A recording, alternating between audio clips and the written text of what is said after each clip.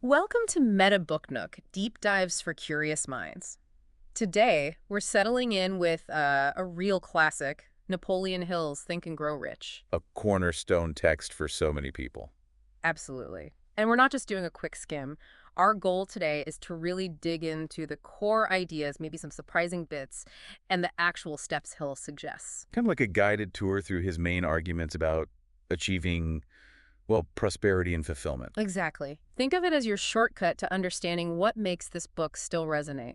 And for our deep dive, we're drawing on the audiobook transcript of Napoleon Hill Think and Grow Rich from Authentic Value. Mm-hmm. So this gives us a really direct look at Hill's own words, the context he was working in, and all those examples he uses. Which are quite memorable, many of them. So our mission here is to unpack that central secret he keeps mentioning. Right, the one he never quite names. Examine some of the key principles and figure out why this book still clicks with people looking for success. We want to give you those useful insights, those aha moments, without getting totally lost in the details. Sound good. And joining us to help navigate all this is our expert who spent a lot of time thinking about this kind of success literature. So let's start with that secret. The origins seem almost like a legend, don't they? They really do. It starts with Andrew Carnegie, the steel magnate, right? Huh? Apparently, he first planted this idea, this money-making secret, in Napoleon Hill's mind when Hill was quite young. Not like handing him a manual, though. More like a hint. Exactly. More like a challenge, almost. Testing Hill to see if he could grasp its significance. And then Carnegie throws down this massive challenge. Dedicate 20 years, maybe more, to sharing the secret with the world. Imagine, 20 years. That's quite a commitment. It really shows how much Carnegie believed in this idea, and in Hill. Definitely. And Hill took it on.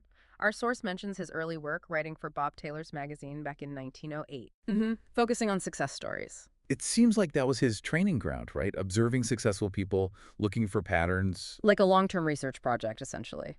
Documenting how achievement actually works in practice. Okay, so this secret, Hill mentions it constantly, like over 100 times apparently, but never just says, here it is.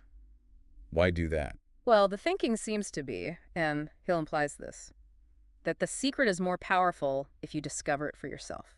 You have to be ready and searching for it, as he puts it.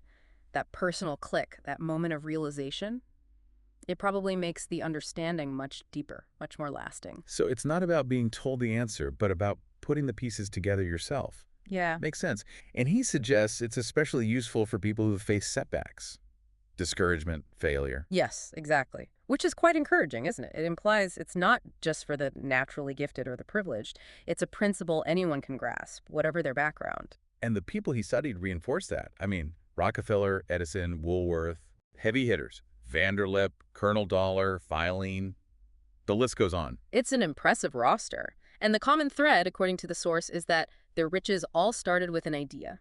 That's the fundamental starting point. It shifts the focus from just, physical resources to the power of thought, the power of imagination. Which is central to the whole book, and he insists you need to read the whole book, right? Not just dip in and out. Yes, he calls it an integrated whole. The principles are meant to build on each other, work together. It's designed as a kind of journey. Okay, so how does this translate into action? The story of Edwin C. Barnes wanting to work with Edison is a great example. Oh, the Barnes story, yeah. It's classic. He didn't just want a job, did he? No, he aimed to be a business associate, a partner. That's a very specific, very definite desire. That's the key word. Yeah. Definite. He held on to that single burning desire for, 5 years? 5 years. Even while just working in Edison's office doing other things, in his mind, he was already Edison's partner. That mental commitment, that focus, it's a perfect illustration of having a definite purpose. And he basically burned his bridges, right? No retreat. He had to make it work. Absolutely. That level of commitment, eliminating the possibility of turning back, it forces you to find a way forward. Like that old story of the general burning the boats. It really drives the point home. Okay, sticking with persistence. That Darby Goldmine story. Quitting just 3 feet from gold. Ouch. Oh, that one stings, doesn't it? It's such a clear example of how easily people give up right before the breakthrough. But Darby learned from it. He said it helped him later in his insurance career that he never quit just because someone said no. He internalized that lesson about persistence. Yeah. It's about pushing through those initial setbacks. And there's that little anecdote, too, the kid demanding 50 cents from his uncle. Huh. Yes, the sheer power of unwavering desire, even in a child. That intensity, Mm. it just wore the uncle down. It shows that when you really want something, that desire itself becomes a force. Definitely. Then you've got Henry Ford, insisting on that 8-cylinder engine block cast in one piece. Even when his engineer said, impossible. Right. They tried for a year, failed repeatedly, but Ford just knew it could be done. Mm. He held that belief. And eventually, they found a way, that stroke of magic, as the source puts it. It's a testament to belief, visualization, and that intense desire overcoming huge obstacles. Mm. Ford clearly understood these principles. So these themes keep coming up. Definite purpose, burning desire, persistence, belief. They're all interconnected. And Hill starts to lay out some practical first steps, doesn't he, towards actually achieving riches. He does. It starts with fixing in your mind the exact amount of money you want. Specificity again? Not just, I want to be rich. No, a definite figure. Then determine exactly what you'll give in return for that money. There's an exchange involved. Value for value, makes sense. Then set a definite date to have it by. And create a definite plan, and crucially, start immediately. That immediacy is interesting. Don't wait. No procrastination. Begin now, even if the plan isn't perfect yet. That emphasis on specificity and planning really makes it feel more concrete than just wishful thinking. It transforms a wish into a goal. Now, Hill also talks about making friends with your other self. What's that about? The other you. It's Feels- like tapping into that part of your personality that doesn't see limitations, the part that knows no obstacles. Kind of like cultivating your own inner optimist or problem solver. Exactly. It's about resilience, focusing on learning from experiences, even failures, rather than getting bogged down by them, building that inner strength. Like an internal coach. The source mentions some modern examples too, Merle Haggard, Dean Kamen. Yeah, it shows these aren't just ideas from the 1930s. The Yeah. same patterns, dreams, failures, learning show up again and again in success stories. It underlines the timelessness of it all, and then, wow, Hill's personal story about his son born without external ears. That's incredibly powerful. It really is. His absolute refusal to accept that his son wouldn't hear, despite, the obvious physical evidence. And deliberately talking to the boy, selling him the idea he had an advantage. That unwavering belief, that constant mental stimulation, it seemed to have a profound effect. The boy did learn to hear well, and even invented a hearing device later. Turning a supposed handicap into an asset, that's just extraordinary. It really highlights the power of belief. Which leads us directly into the concept of faith. Hill calls it the head chemist of the mind. What does he mean by that? Like it changes our mental state? Kind of. He suggests that faith, when mixed with thought, is readily picked up by the subconscious mind.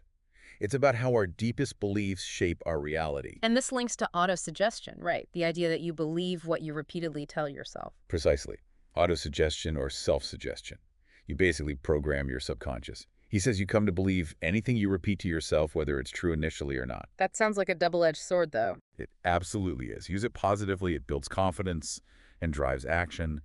But negative self-talk that reinforces limitations and fear. He says thoughts mixed with emotion become like a magnetic force. Attracting more of the same, so you have to be really mindful of your internal chatter. You do. And he gives those 6 steps for using autosuggestion to build self-confidence.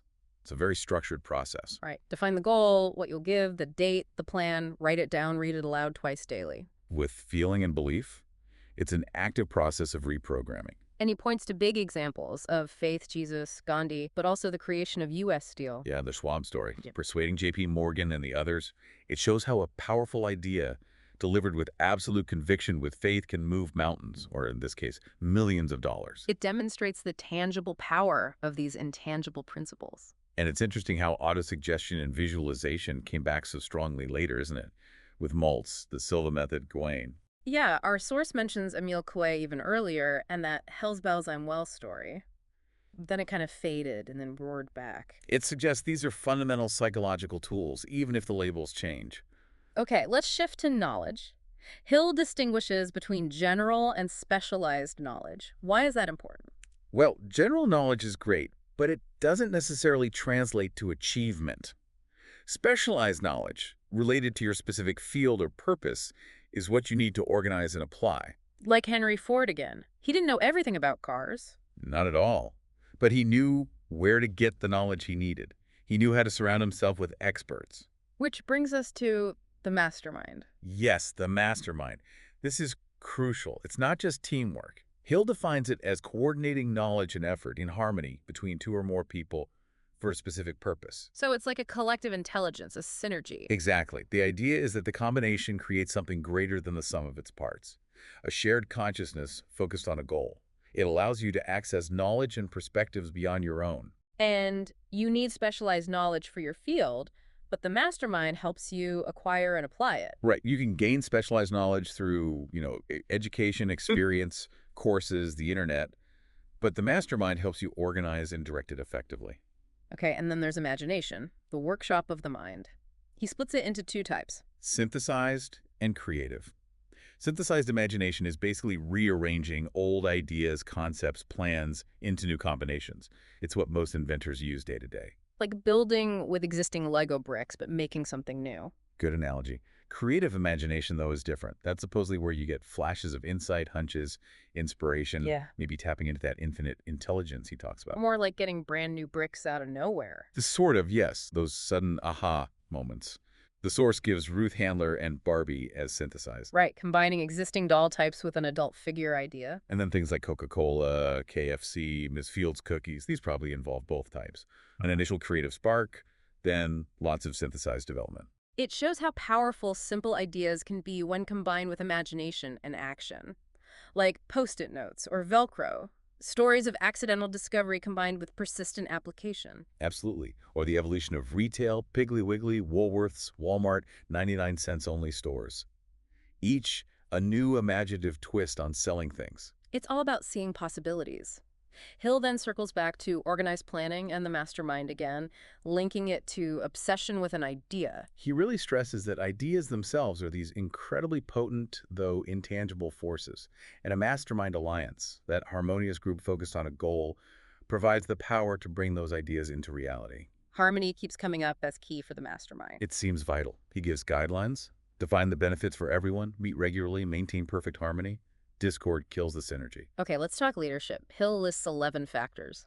Quite a few. Yeah, things like courage, self-control, justice, definite plans, doing more than paid for, pleasing personality, empathy. But his fills you of detail, responsibility, cooperation. It's a tall order. It is. He sees leadership not just as being in charge, but as this collection of qualities for influencing people effectively. And he also lists 10 major causes of failure in leadership. Equally important to know, right? Like inability to organize, unwillingness to do grunt work, fear of competition from followers. Exactly. Things that undermine trust and effectiveness. Now, for practical application, he talks about marketing your personal services, how to get a job or clients, essentially. Right. It's about applying these principles to your own career, having a definite purpose, a plan.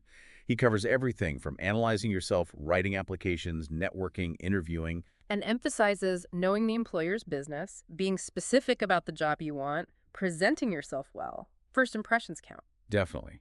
Neatness, confidence, and he even says if you can't find the right job, create one. Very entrepreneurial, taking control. It fits with his emphasis on providing value. He talks about the shift from the go-getter to the go-giver. Meaning focusing on what you contribute, not just what you get. Precisely. That providing value is the sustainable path to success.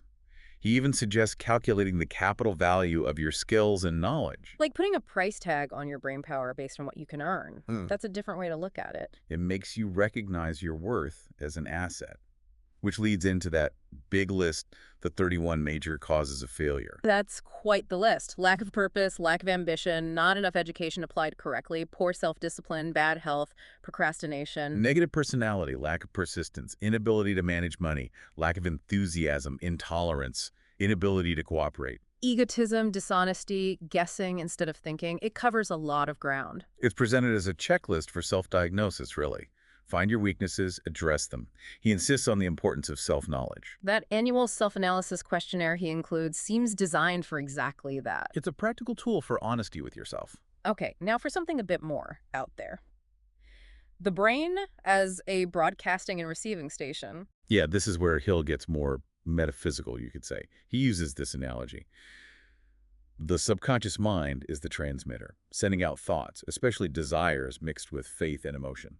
And the creative imagination is the receiver. That's the idea. Potentially picking up thoughts from infinite intelligence or even other minds. It's his way of explaining intuition, hunches, inspiration. It's more of a conceptual model than hard science, obviously. So things like déjà vu or sudden insights might fit into this framework in his view. Potentially, yes. Yeah. It's his attempt to explain those less tangible mental experiences. He links this to the sixth sense. The thing that separates genius from the ordinary. Right. He sees it as the apex of his philosophy, this ability to tap into greater wisdom through the creative imagination, stimulated by things like desire, persistence, maybe even crisis. He mentions Dr. Elmer Gates getting floods of ideas this way. And suggests these intuitive flashes can be more reliable than just logic based on limited experience. Because they might come from a broader source. Oh.